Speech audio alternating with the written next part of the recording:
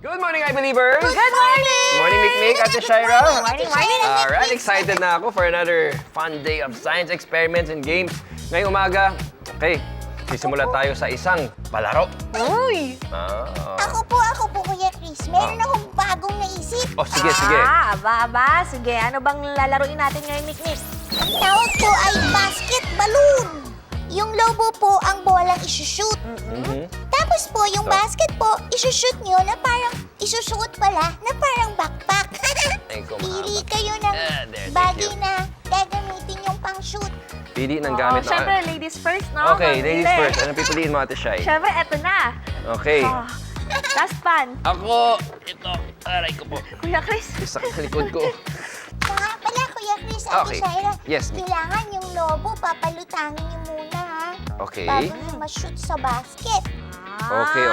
So okay. start, nahawak namin siya. Opo, And then, tapos ibabato namin. ibabato nyo pataas. Okay. Okay Okay. po. Ayan, okay. Alright. Sige. Ready? And Okay. go! Yan! Ay, mukha ko!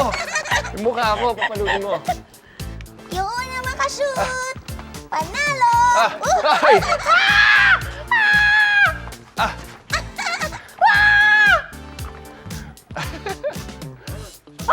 Wala pa rin! Ako pa din! Tingin nga natin.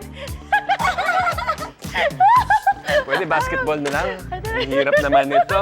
Ang winner natin ay si Ate Shaira! Yay! Good job, Ate Shaira! Shooter ka talaga. Thank you. Pero grabe, no? Ang hirap pala niya kontrolin kasi hindi mo alam kung lulutang ba siya o aangat o babagsak dito sa basket natin. Oo nga eh, di ba? Hindi natin makontrol. Totoo. Yan yung unique na parang property ng balloon, no? Ang hirap siya i-predict.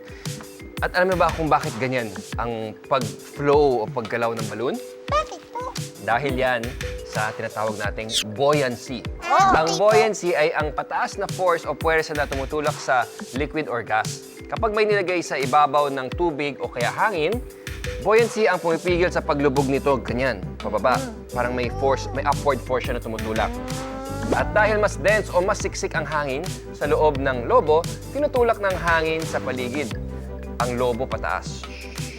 Mas malakas ang puwersang pababa o gravity kaysa sa puwersang pataas o buoyant force. At dahil dito, eventually bumabagsak pa rin ang lobo sa lupa. Tulad dito, in this case, nung pinlik kong ganun, tiyuk, Oo nga, no? umangat, tapos bumaba pa rin kasi Bumaba pa may rin. gravity pa rin.